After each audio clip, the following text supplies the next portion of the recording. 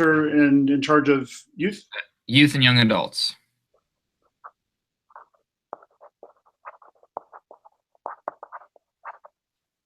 I'll give you a little chance to introduce yourself a little more with that. But let me get the control room, then I can control exactly what. When I click on whatever, it goes to you or to me, or there's that. Oh, I can mute you. That wouldn't be good. I can draw a mustache on you. That wouldn't be good. Hi, welcome to this week's edition of the Youth Leader Hangout.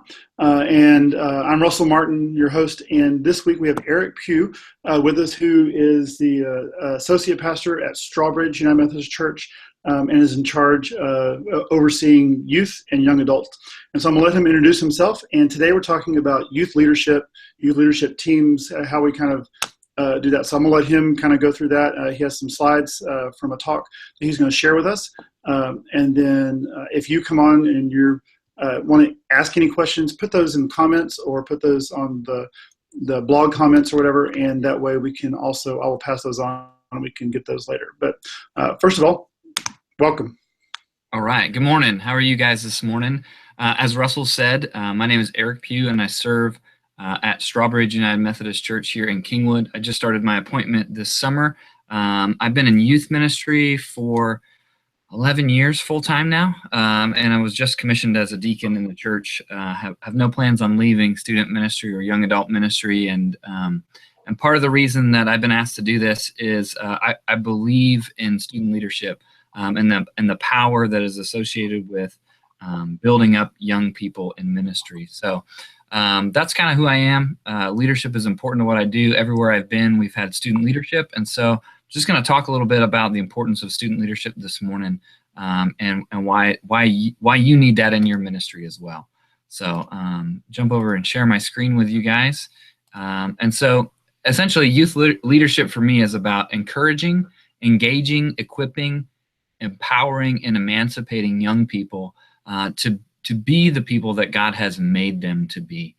We need young people in the church today to take their role in leadership, and we need to help them do that now, and we need to stop telling them that they're the church of the future.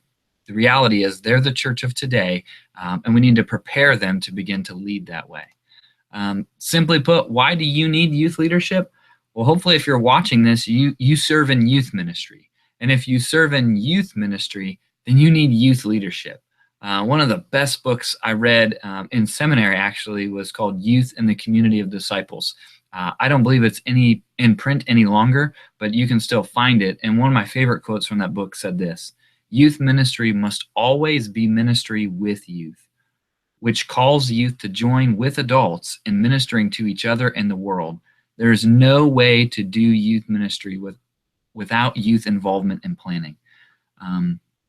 I don't think I could have put that any better, that we are in ministry with youth. We don't minister just to youth. We need to invite youth along in this ministry process, and we need to invite them to be a part of the planning and the discernment process as we together figure out how God is calling us to serve the communities that we are in. A couple of the scriptures that just kind of stick with me every time I think about student leadership are Proverbs 22:6. "Train children in the right way. When they are old, they will not stray." And then one of my life verses is Mark 1:17. "And Jesus said to them, 'Come with me, and I will teach you how to bring in people instead of fish.'"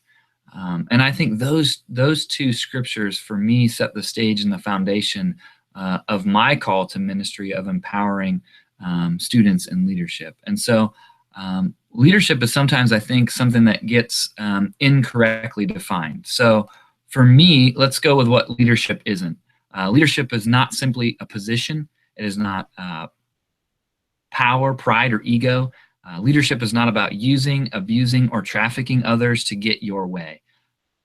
Sometimes in our culture today, those are the things that we see people in roles of leadership doing, and how leadership is defined in our culture. But leadership is so much more than that. It is really relational. It is invitational. It is vocational, and it is inspirational. And I think when leadership takes on those four qualities of relating to one another, of inviting others to be a part of it, of helping those who are in the group understand who they are and what they have been called and made to do, and then sending them out, inspiring them to do those things, is when real leadership happens. And so I want to take a look at those kind of four areas this morning, and what that means for me. First of all, let's look at leadership is relational. It's not about titles or positions or flowcharts. Leadership is really about one life influencing another. John Maxwell has done a lot of work in the area of leadership, especially within the church, and he's got a lot of good things to say. So let's go all the way back to why you need youth in leadership or youth leadership. You're in youth ministry.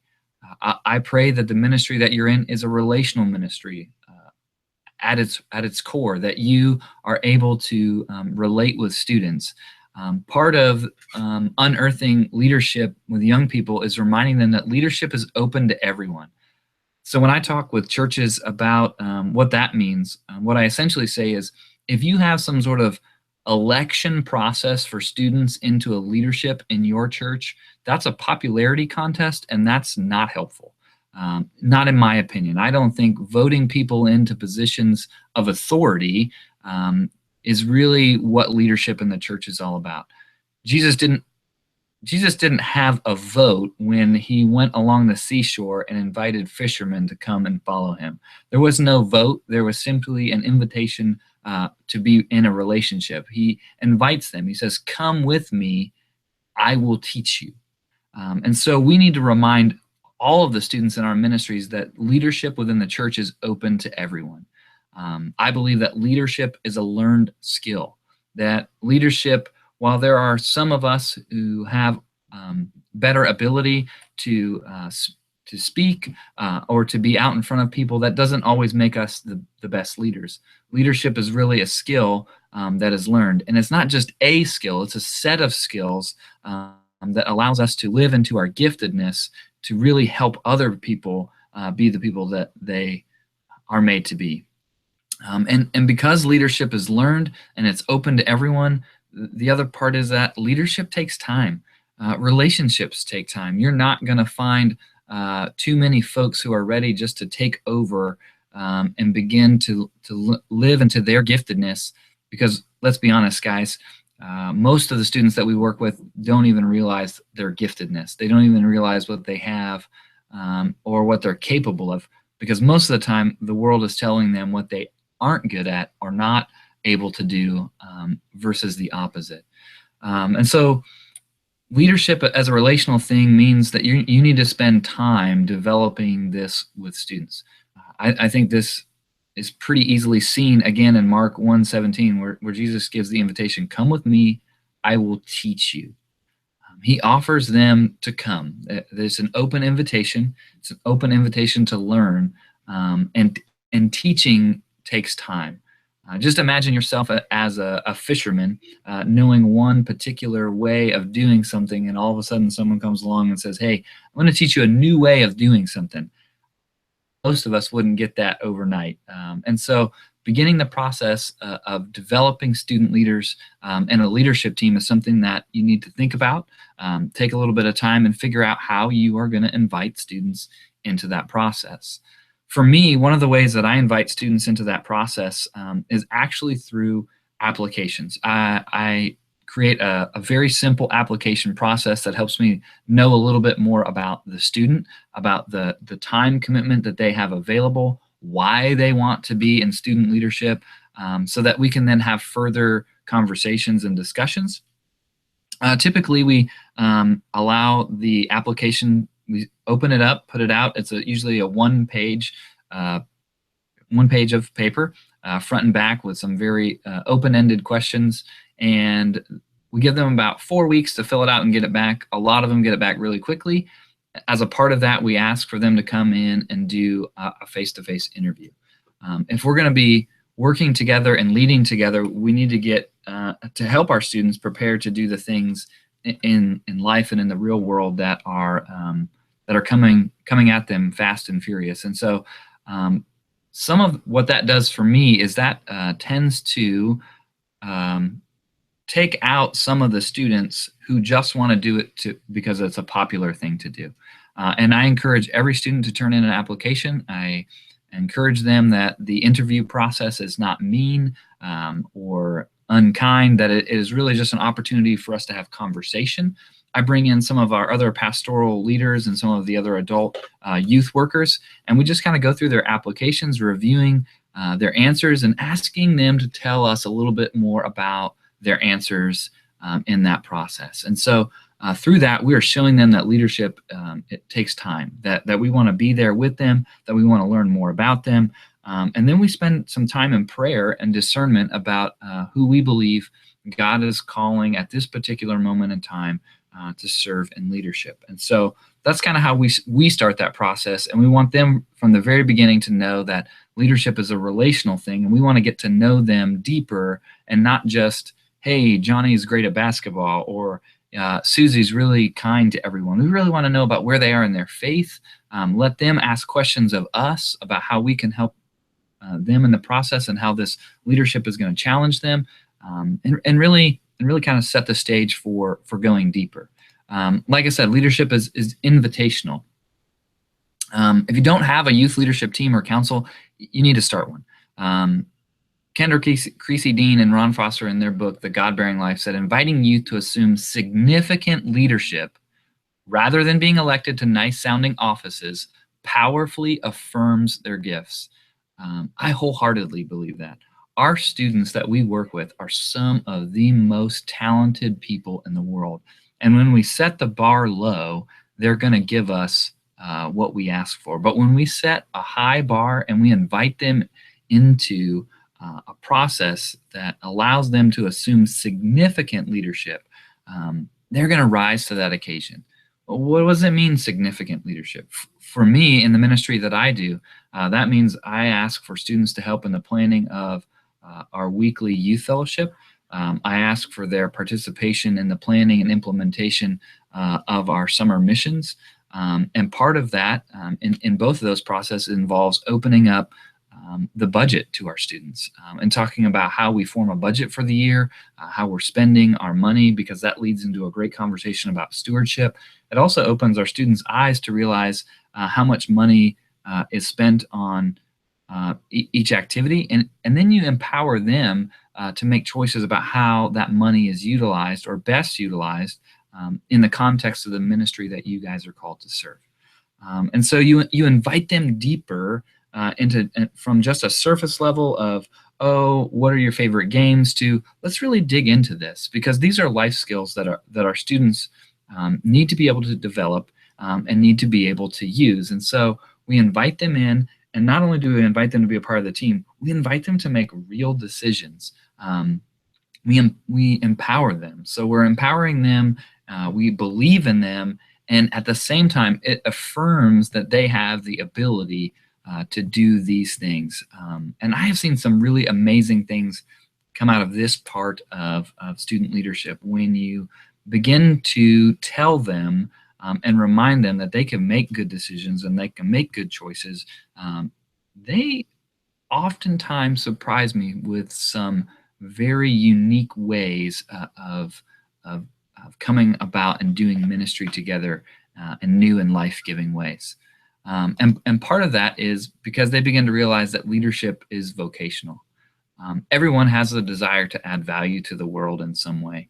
And anyone can really learn to be a leader. We are called to share our knowledge with others. And the young people that we serve, they know this, and they want this opportunity, and they're often hungry to offer their lives in a world to make a difference. And if you, like me, are working with young people on a regular basis, you know that. You know that young people want to make a difference in the world today. And part of that for me is helping them understand that leadership is vocational, that God has called us through Christ. He says, come with me, and I will teach you how to bring in people instead of fish. That this way of living, that this is no longer just a job, but it's about who we are at our core. It's about knowing who we are and whose we are. And so through this part of leadership with the students, we work in devotional components that help encourage our students to remember that they are made in God's image, that God has uniquely equipped them for a calling in their life. We talk about the fact that not all leaders look or act the same, and actually that there are lots of different ways in which people lead. We have people who lead out front who are very vocal. We have people who lead behind the scenes who are very good with numbers and details and making sure that things are planned out correctly.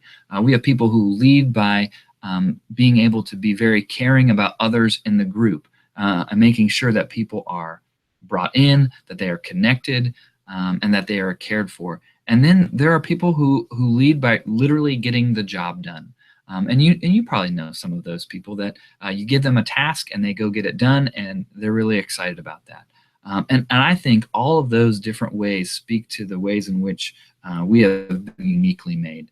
That God has called each of us to be a part of this life-giving opportunity to learn, to follow, and then to go out and bring in others to repeat that process.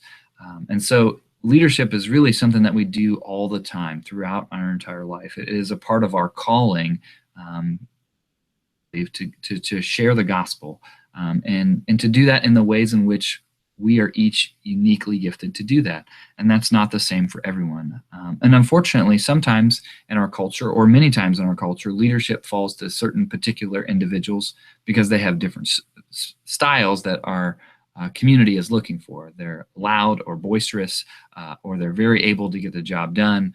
And often those come at the lack of relationships or the lack of possibly specific details, and things get overlooked. And so affirming our students that they have a value to the team and making sure that you create a team that represents those different styles is important, so that they can see that there are ways for them to serve in the church.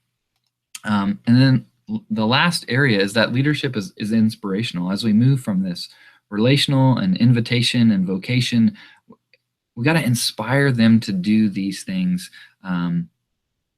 that they have been called to do. And so for me, Alan Nelson put it really well in his book, Me to We, about, for me, leadership and student leadership is about delegating ministry, not abdicating my responsibility, but preparing others to use their gifts.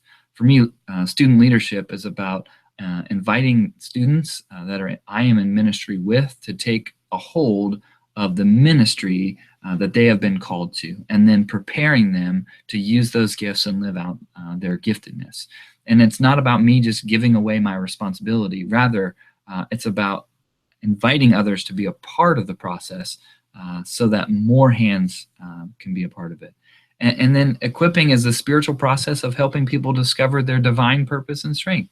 And so all of this, I think, for me, comes together, and it helps students click that God has really called them for a unique purpose in the world, and that they have a place. And I think when you and I are reminded that we have a place in the world and that we have value, and that we have value to add not only to the world, but to the kingdom building process, that we are inspired to go out and share that with others. And so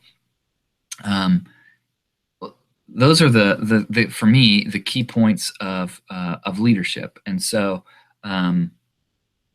if you have questions at this point, I know I've kind of talked a whole lot, kind of going through that, and some of you may be lost at the moment, but if you have questions about anything in particular, let's take the opportunity to go back, and I'll try and further answer those or give you more information. Let me pause just one moment. Somebody asking for me. I'll cut this out, obviously. Let me check and see what they're needing, and I'll be right back. But I do have a bunch of questions.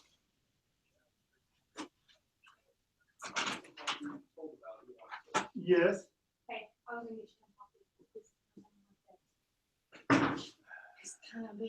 he's kind of telling me no a lot more than normal. Okay. Yeah. So he's down.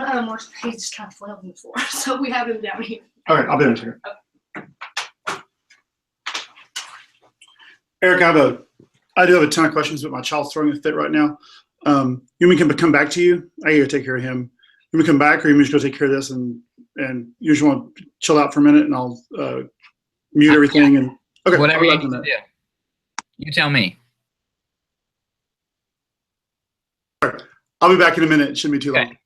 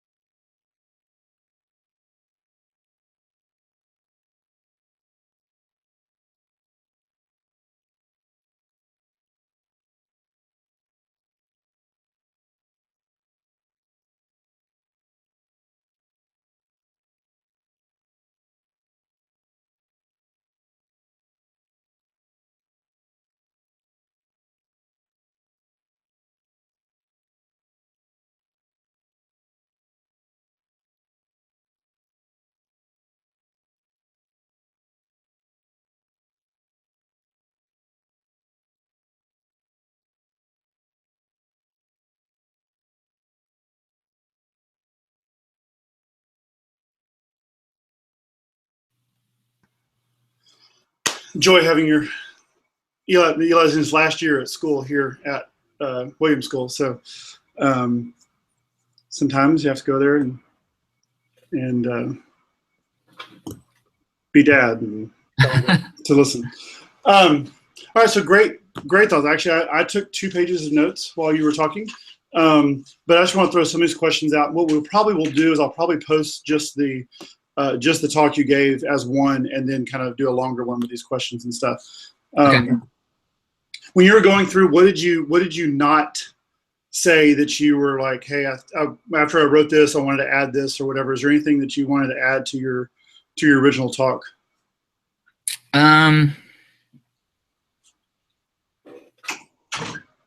Yeah, that's a good question. I don't know. I think I've said most everything that I was hoping to say through that. I hope I clearly communicated that I think that leadership is open to everyone, but that there should be a process of of that, inviting folks to be a part of it, and setting that bar as an expectation, really, I think helps get the most out of our students, that it's not just a popularity contest and it's not just a fancy thing that goes on their college application or anything like that. It's actually a way for them to serve the church now. I think one of the things that I don't think I said in that process was from the leadership team that we form, I actually use the book of discipline, and I go to my pastoral leadership, and then we figure out which of our students would be best to serve on church committees and on adult councils, and I remind them that it says in pretty much no uncertain terms that youth shall be represented in these committees. I've gotten some pushback in some places. This year, though, I was really excited. We got a youth to be one of our conference delegates. So I just went to them and I said, we need youth on our lay leadership as a conference delegate. Like, that should be a place. And so they're then on the church council as well. And so far, the only pushback that I've gotten is, well, we're not sure that, because in the way our church is set up, those members also sit on the staff parish relations committee, and they're concerned about confidentiality there. And I said, well, you can always excuse them from those portions of those meetings that you're very concerned about. But when people ask why I push so hard to have students on those committees, I simply ask them, would you ever want a doctor that was never trained to do the work that on your heart or whatever? Like, oh, I only got to watch from the gallery, but I know what I'm doing. And I think so much of that goes in the church today too. If we wonder why young people aren't involved in the life of the church, well, we push them to the corner and we tell them to listen, and then when they have an idea, we tell them to be quiet, and then we wonder why they move on and do other things, because they want to be involved and they want to have their voice heard. But I also think that it provides a great opportunity for us as the body of the church to train up our young people to lead the church, so that so that they have the skills necessary when they're called upon to lead those committees, and to do it well. So, as far as you know, are there any of the committees that I haven't read through and know everything, but are there any committees that they can't serve on that you know of? I don't think there are any committees that they can't serve on. I think as long as they are a member of the church, baptized and confirmed member of the church, then they are a full member of the church, is my understanding.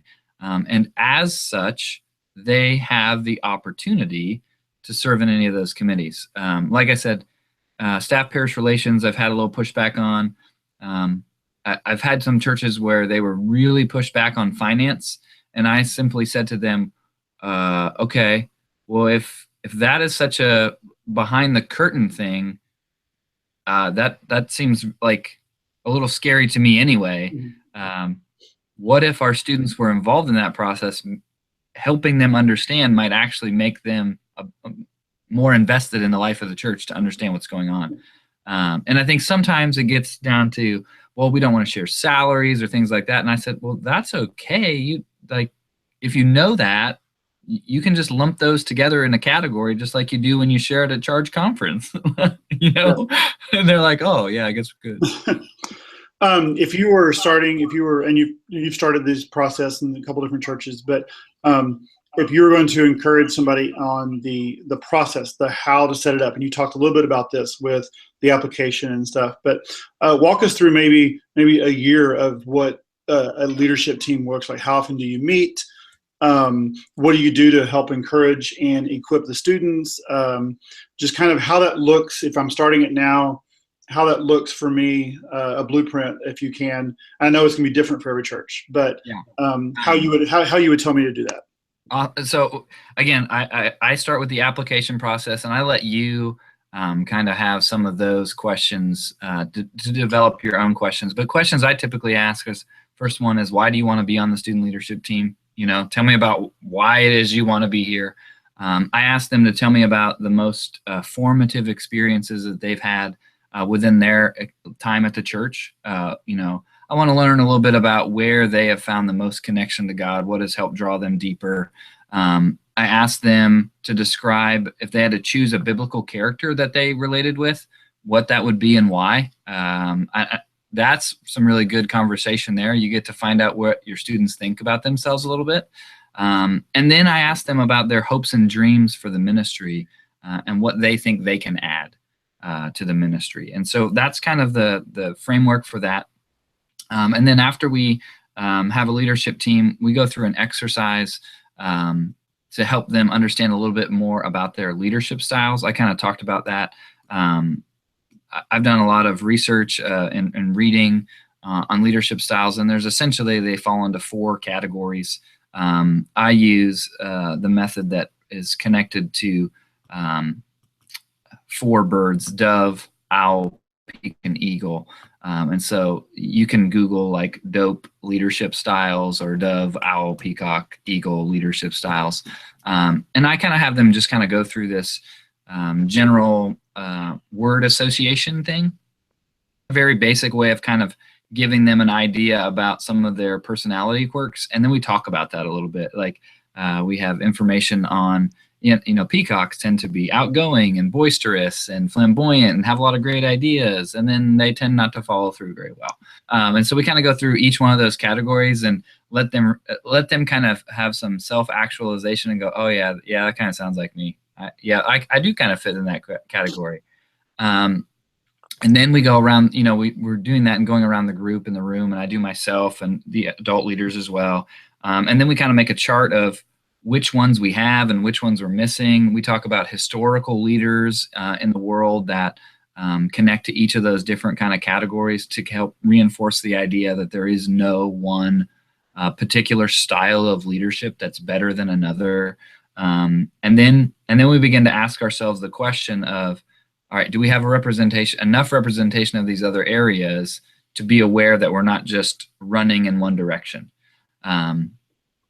And sometimes you fall short. I tend to fall short on the kind of what I call or what I've come to know as the dove or the owl students. They're a little different. The dove is really kind of quiet and very relational, wants to make sure that relationships are the key to everything, that at the end of the day, it doesn't matter if the task was accomplished as long as everyone is still friends. And we need those people. Like we need those people. And then the owls are the people who make sure that we actually have enough money in the budget to do the thing that we want to do. And, we've scheduled the right amount of time and do those sorts of things.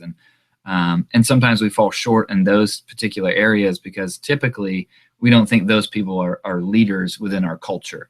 And so we do some work on that. And I've worked with some different people and helped to develop some leadership curriculum that I've used with students' activities and stuff to help reinforce that. And I tend to give that away to people. So if they're interested in it, I have those in files that they can use. But beyond that, I try to start with like a leadership retreat if possible. And that could be like an overnight, or that could be like a whole day long. We do team building activities and exercises through that time together. We try to get to know each other beyond just surface level things.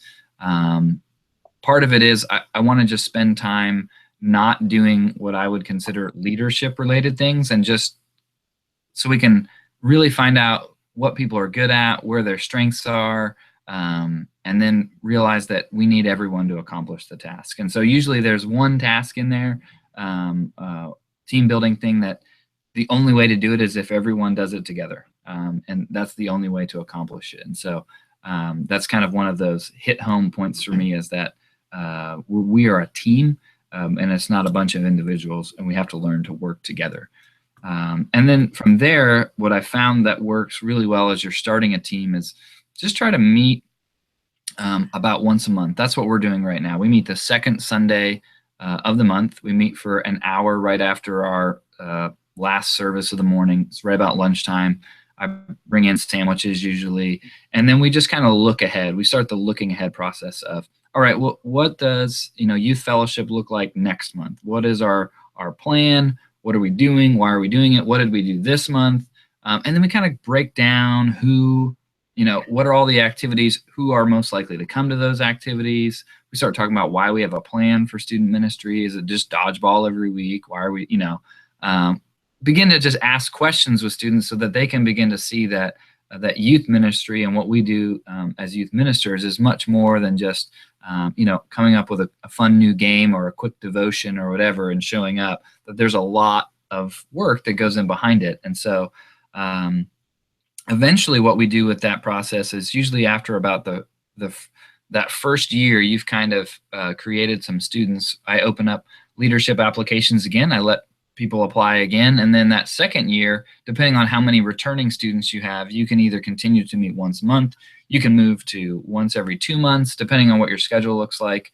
And then kind of begin that planning process. And really for me, each of those, I try to move from me doing the devotions about what God is calling us to do and be, and try and model that for a few of them, and then begin to invite students to lead those. And so then at the end of each one of our meetings, we talk about, okay, who's responsible for the devotion at the next meeting? Who's going to be responsible? And eventually I just start, it's that idea of giving away responsibility.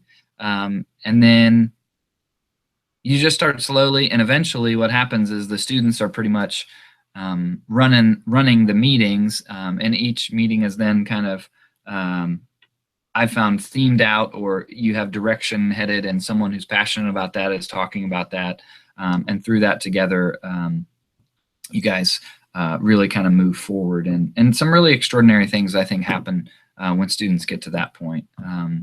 Some of the things that I've used before are just current movies about or TV shows about people in leadership positions, especially unexpected leaders, and our attitudes towards them. One of my favorite movies to use is Remember the Titans. There's a fantastic scene in there where the linebackers are talking to each other after a really long practice, and Julius looks at Bertier and says, "Attitude reflect leadership, Captain." And so oftentimes our attitude as leaders is very much reflected in the people that we serve with. And so trying to help them realize that leadership is a microscope at times, and that there's a lot of light shed on those serving in leadership, and people will scrutinize you, but our call is to just be the people that God has made us to be. And so that's kind of a lot of what we do there. And then as my students are going further, some of the stuff I encourage those students to do is take part in stuff like the Texas Youth Academy, so that they can begin to be a part of something beyond just our local church. I try and encourage them to get involved in the district and conference youth leaderships, so that they can hear about and learn ways and styles of leadership from people beyond me as well. And so, yeah, that's, I guess that answers your question. Yeah. What do you let students get involved and take over and do, and what are there things that you don't let them take over and do? Like, what all can youth do? So I've come to the realization that I think with enough help, youth can pretty much do anything. I'll start with what I think youth can do. So right now I have our youth planning activities and our themes for our regular youth fellowship. They decide the scripture. They decide what our theme is, our activities, those sorts of things. At the end of the day, I think all of that rests on my shoulders too, to make sure that we're headed in an appropriate direction. I think students can absolutely give the devotions and messages for youth worship. I think they can lead worship. Those who have, the musical ability can lead worship, and those with just the ability to pray and speak and read, they should be invited to do that as well. I think at the end of the day, what they can't do is realize that that it's just about them. I think they have to realize that it's about serving others. And for me, the biggest thing that comes down to is, let's say as we plan a mission trip together, I let them have input on the destination. I let them have input on the themes and the scriptures day to day. But at camp, they need to be a student. They don't get to run camp. They get to have input on how camp is run, or on how an activity is run most of the time. But if it becomes really big, part of it is I want them to experience that, so that they can go, yeah, I helped put all this together and I get to experience it. So It's not that I don't think they can run some of those things, but I think when we ask them to run them, they often then miss out on the being a part of side of it. So that is a good topic and question to go, is how do you keep a balance of them being leaders but also being students, and being a part of those type things. So what are some of the challenges you've had? You mentioned a little bit with getting the youth or the adults to in the church on the committees to allow youth. What are some of the other challenges you've had, either from church membership or your adult leaders, or even the challenges you face as a youth director with implementing something like this and letting the kids take over? Yeah, sometimes we'll start with me. Sometimes it's just me giving up control and realizing that's an okay thing. And sometimes just my personality is such that I've had to learn to be patient and let students get their tasks done that they've been assigned to. Follow up gently, encouraging, but also then have that deadline that you've set at the beginning for when that needs to be done by, so that when that deadline does come and go and it hasn't been met, that you have a plan for how you deal with missed deadlines. Just like in school, like there are, and I hate the word consequences, but there are things that happen when we don't do our work on time. And so part of that is reminding them that, okay, you said you were going to write the devotion for this week coming up, and I needed that to be able to print it, and it's not done. Okay, what are we going to do about this? How do we fix this? And so I try to let students, for the most part, it's what I call fail forward. I realize that there's no such thing as actually failing. I try to give them the image that we are in a pool together, that I'm in the pool. It might be super deep. They might be a little scared about the ways that they're going to be called to lead. But all I'm asking them to do is jump in, because I'm already in the water with them. And that I'm going to be there swimming with them, and that when it gets too difficult for them, I'm there to help assist them to keep them from drowning.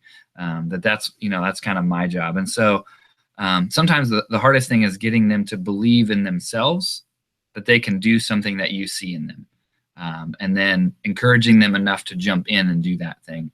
And then sometimes for me, it has been, like I said, for myself, holding back enough to let them do that thing without trying to get involved. And I think that's the single most difficult thing for other adult volunteers and youth workers as well, is just helping them to not jump in right away when things aren't going super perfect or smoothly, and say, okay, let's just see how it plays out. Let's just see. Wait. No one's being hurt yet. Hang on, And because I think as adults, we tend to want to get the job done and have things be fixed and have a time frame and everything is. And what we have to remember is that we're training students to do things. And so part of that training is that you do something for a little while and they're watching you do that thing. And then you invite them to do part of it with you. And then they're doing it. And so there's kind of a progression. So kind of watch and learn, okay, let's do this together. And then now I want you to do it. It reminds me of the way that like my grandmother taught me to, bake, or that my dad taught me to, cook food. It was, okay, this is what I'm doing. Here's how I do it. Hey, can you help me do this thing? And then the next time around or 3 times around after that, it was like, hey, remember how to do that? Oh yeah, well, I need you to do that part. Oh, okay. And you might make a mess and there might be stuff all over the kitchen counter or whatever. But that's okay. You got to clean up the mess, but you did your part. And next time you won't make as much of a mess. And so adult leaders, sometimes it's hard to remind them to allow the students to do things that they are capable. Don't jump in. Don't over finish for them.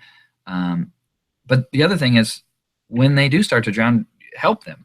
Don't just do it for them. Help them. Mm-hmm. And then treat them like a person. That's the other thing. I think sometimes adults look at young people in leadership positions and think, oh, well, they're just a student. They don't know anything. And that's a hard stereotype to rewrite too and deprogram in people. But I think the more we give students opportunities to lead in ways that have been typically reserved for adults, then those students actually become more adult-like much faster, and live into their giftedness. And then us as adults go, oh wow, they really are capable. And so, and then within the life of the church, again, it's kind of one of those things of, well, they're too young for that, or they're too this or too that, and part of that is going back and asking other questions that reframe the situation.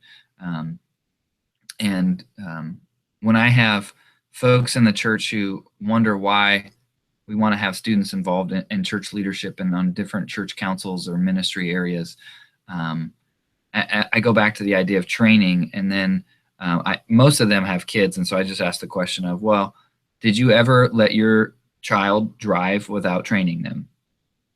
And they go, no. And I said, okay, so you didn't just hand your keys to your car to your student and let them go. And they're like, well, no, that's just dumb. And I said, well, then what are we expecting of young people if we never train them on how to be the church and do the things within the church? So when they graduate college, then we put them on these committees and they don't know what to do. And they're like, oh. And I'm like, yeah, it is a turn. And then part of that is then reinforcing within those people that they can actually talk to students and have a conversation and share just, person to person. And so I think those are the things, is reminding people that students are people, they are capable, and they need help and encouragement. I won't keep you too much longer, but I could probably sit and ask questions and listen all day long.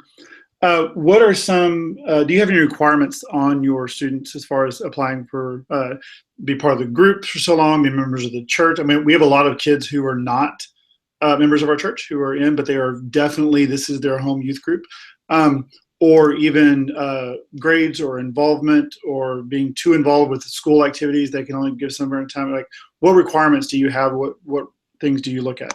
So there was a point in time where I had that membership, church membership requirement.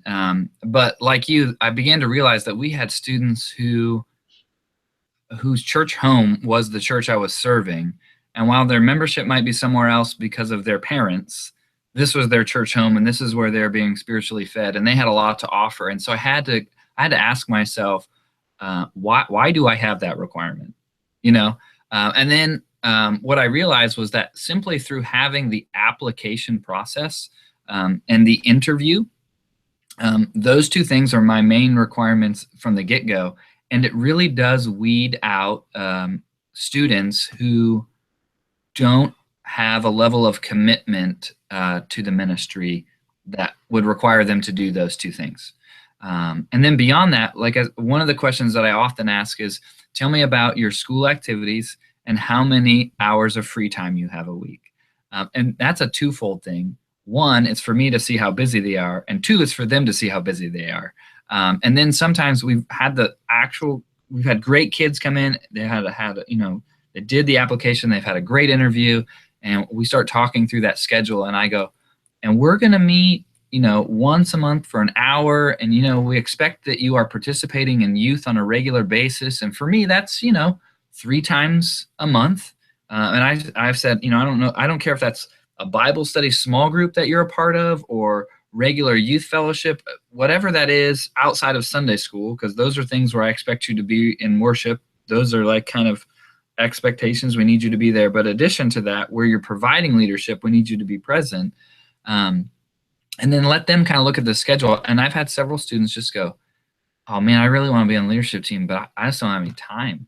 I'm like, okay, well, we'll find other ways for you to lead within the ministry, but that just being on the team doesn't preclude you from leading either. And so that's a part of what we do in our culture as well, is while we have a team that leads, that helps make decisions, we try to empower students to have the opportunity in different ways as well. So do you have a number, like what's too big, what's too small? I found 12 works really good. It happens to be a good biblical number. Jesus, he had 12, and he spent a lot of time, I think, investing in those 12. And the way I look at it is, most of us have ministry. If we're in youth ministry, we have 7, 8, 9, 10, 11, 12 grades for youth ministry, which is about 6 6 years. And if you take 2 students per grade level, that gives you 12. My most balanced team would be 2 students from every grade level, 1 of each gender. That would be perfect for me. Half boys, half girls. I think that would be awesome. It doesn't always work out that way. And sometimes you just have to listen to the Spirit and see who God is calling into that position at that particular time, who may need this opportunity to finish fleshing out that identity that God has, placed in them. And so I try to keep it about 12. Have I had more? Yeah. I've had a couple times where we've had like 15 kids, and it was just like, we can't say no to any of these kids. We feel like all of these kids need to be a part of this team. And then I've had years where we've had like 20 kids apply, and we've said no to quite a few because they weren't really ready for it. Like they filled out all the stuff, but when you begin to ask questions of them, they didn't really know why they wanted to be on the leadership team other than they thought it was cool. And, then you just ask some other questions and you begin to realize, oh, you just kind of did this because your buddies were doing this. And some of them realize that too and go, oh yeah, I don't know that I really want to do any of that. And then it kind of moves that way. And sometimes it's a hard decision. And sometimes it's pretty right in front of them. But I don't think I've ever not taken a student because I felt like they had a bad interview. I try to make that as conversational as possible. And I don't think I've ever taken a student because they had a bad application. Sometimes that leads to even the best questions when you can't quite decipher what they wrote. But for the most part, it just seems to work itself out. It has worked itself out. I have been in a situation where I walked into a leadership team that had like 30 kids on it. And it was funny when we began to actually get down to doing business at meetings, how quickly that number fell to about 12 kids who wanted to accomplish ministry and not just fellowship. And when we made a point of here's devotion, here's the work we got to do, here's your jobs, the kids who didn't actually want to do work, who were just there to fellowship, stopped coming back. And so it was just a natural attrition, and they were like, oh, you have an expectation of me to do something. Yes, I do. So when I kind of play that back in my head, I kind of see your core leadership team, your 12 kids or so who are really making the decisions, really involved. And then I see this outer ring of kids who are leaders within the group, like you said, kind of who may be running sound or even leading in a band or even helping with a small group or helping to do a devotional or something like that, but may not be that decision-making kind of core team. Am I seeing that correctly? Yeah, exactly. So yeah, you might call yours a core leadership team. We just call ours our student leadership team. But one of the things that I'm constantly trying to talk about with our students is that you all have the ability to lead, and we expect you to do different things. And here are the different ways in which you can provide leadership without being kind of within this core team. And being on this core team doesn't make you special. It's just a level of commitment that you have available at this time to do these things. And what's neat is our devotion leaders and our worship leaders and our sound people are not all a part of that core team. Our core team tends to have to come early to events to help prep, and they have to stay late and put things away. And so sometimes people see that and they're like, I don't want to do that. Like, I just don't have time for that. And that's okay. That's okay. So. Well, like I said, lots of wonderful stuff, lots of great stuff. And I would have a feeling that we want to talk about student leadership in the future, and especially as we have more questions come in, sure. Hopefully on the Facebook page and stuff like that. But anything you want to, one thing I did want to ask, do you have any either links, files, or anything like that you could share with us? We could put links into YouTube or into the blog post or whatever like that. If you have anything that the books you've mentioned and things like that, I'll go back to the PowerPoint a little bit, but. Yeah, I could probably put that into some documents, make it easier. I can send that over. I certainly have. I'm happy to share any and all of my information that I've compiled. So none of it is mine per se. And like I said, I have some leadership styled curriculum, which are lessons that I have actually used to help our teams move forward. And then I've given away to other people and they can use as they want, massage it. Yeah. So tell us how to get a hold of you. What are the ways that if we have more questions or anybody has a question? You guys can shoot me an email. I don't know how else you can get a hold of me. You can reach me on Facebook. You can message me that way. You can call me, and I can put all that stuff in that document, so we can put that up there. But yeah, if you need to get a hold of me, I don't have a website or anything, so I don't have any of that. But you can call me, you can text me, you can email me, you can Facebook Messenger me. Yep, that's probably about all the ways that you can really get a hold of me. All right. Well, thank you so very much for joining us. And our next one of these Hangouts will be after Christmas. Sounds good. So we'll give a break and enjoy your Christmas break, and we'll talk to you later. You too. Thanks, Russell. Merry Christmas, guys. Merry Christmas. Bye.